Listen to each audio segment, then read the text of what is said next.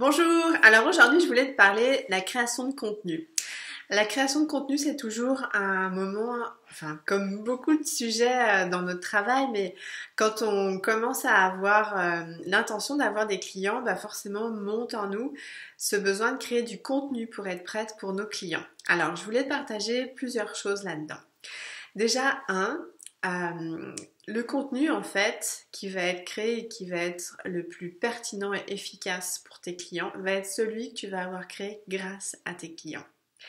Je mets juste cette graine. Ensuite, je poursuis. Donc en fait, l'idée c'est que à partir de maintenant, tu as formalisé tes forfaits avec le contenu, je dirais, juste. C'est-à-dire que tu n'en as pas trop mis qui te demande de prendre du temps pour créer le contenu et en même temps, tu en as mis suffisamment pour te sentir à l'aise afin que tu vendes déjà ton forfait 1. Donc en fait, la création de contenu, c'est tout simplement au début commencer à avoir une vision très claire et concrète des premières étapes. Donc on va dire, voilà, une cliente qui va faire ton forfait 1, puis on se focalise d'abord sur le forfait 1, parce que comme je te l'ai déjà dit, de façon tout à fait naturelle, c'est là où en fait tu es dans ta zone de confort, donc facilement tu vas vendre le forfait 1, parce que tu connais déjà. Une fois que tu auras plusieurs clients de ton forfait 1, ben voilà, tu vas être de plus en plus à l'aise, tu vas avoir confiance et assez naturellement, du coup, il va y avoir des clients qui vont venir et qui vont vouloir le forfait 2. Puis, ce sera la même chose pour le forfait 3, sachant, comme je te l'avais expliqué, que nous, souvent, on est dans le forfait 3 quand on élabore et on clarifie notre projet qui nous colle à la peau où on commence. Et au fur et à mesure, on commence tranquillement à en sortir. C'est pour ça qu'il y a un côté assez organique, puisque toi, étant celle qui ouvre la voie, bah forcément, tu es soit dans ton forfait 3, soit juste en train de sortir de ton forfait 3. Puis à ce moment-là, tu es capable de revisiter, enrichir, améliorer ton forfait 1, puis ton forfait 2. Donc c'est vraiment dans cette logique-là que ces forfaits s'inscrivent en fait. Donc, créer ton contenu, vraiment, c'est donc focaliser sur le forfait 1 et je dirais avoir suffisamment de contenu pour que ta cliente fasse ta première séance. Et oui, je sais que ça crée un peu d'inconfort de te dire que tu n'as pas finalement plus à créer que cela. Et parce qu'en fait, ce qu'on a fait ensemble, c'est que tu as déjà une vue sur tes étapes, donc tu sais où tu te rends en fait. Tu as comme un fil rouge, une main courante qui te guide. Après, l'idée, c'est que hop, tu commences à avoir ta première cliente, tu sais déjà ce que tu vas lui faire faire en préparation de votre première séance et lors de ta première séance. Et en fonction de là où elle en sera versus les étapes de ton accompagnement, tu sauras en fait créer le contenu juste. Puis quand je dis contenu juste, c'est aussi bien en termes d'outils qu'en termes de connaissances que tu vas lui transmettre. Puisque tu vas voir, tu vas répéter souvent de l'information et donc en fait tu vas pouvoir créer des documents et créer des vidéos. Parce que tu auras le contenu juste, c'est-à-dire que tu vas aller au rythme de ta cliente, de tes premières clientes pour créer vraiment le step by step, le contenu qui est vraiment le plus efficace, pertinent par rapport où en est ta cliente. Parce que toi, forcément, tu n'en es plus là où elle en est, cette cliente.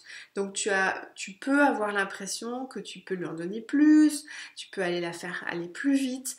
Or, tu vas te rendre compte assez vite que finalement, en faisant beaucoup moins que ce que tu penses, c'est là où tu vas vraiment l'aider à être à l'écoute pour la prendre là où elle en est, puis lui faire comprendre petit à petit tout ce qu'elle doit comprendre et savoir. Et c'est là où tu fais vraiment un accompagnement transformant.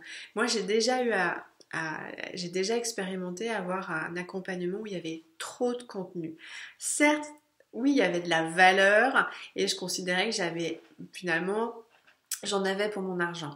Mais en termes de transformation, ça n'était pas aussi efficace parce que du coup, j'étais perdue, noyée et j'avais finalement comme un sentiment de perte de confiance en moi parce que j'avais l'impression qu'il y avait tellement à faire que je savais plus par où commencer, que je papillonnais et que du coup ça me mettait beaucoup de pression parce qu'il y avait toujours plus de contenu.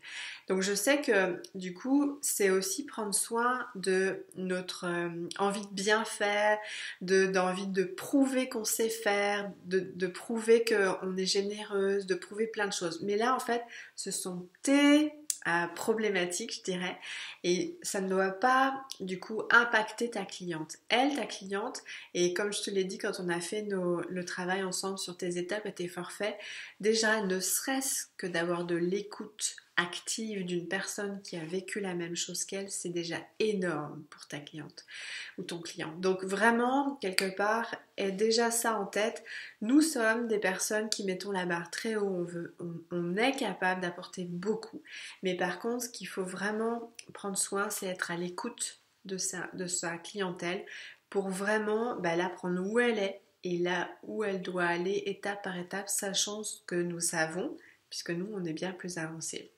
Donc, vraiment, voilà, c'est ce que je voulais te partager. Et donc, du coup, comme tu vas créer du contenu au fur et à mesure, et que j'imagine que peut-être le portail auquel tu as accès dans le cadre de cet accompagnement t'inspire, je voulais aussi te dire que ce sera une étape et tu vas aussi créer un portail, même peut-être mieux que celui que tu as aujourd'hui dans ce cadre de l'accompagnement.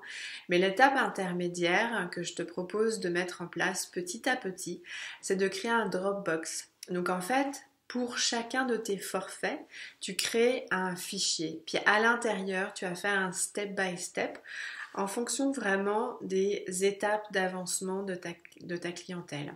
Et donc une fois que tu auras fait ça, tu donnes accès en fait au Dropbox, puis donc elle a accès, puis tu peux, je crois, j'imagine peut-être donner accès à l'intérieur au fichier au fur et à mesure de son état d'avancement.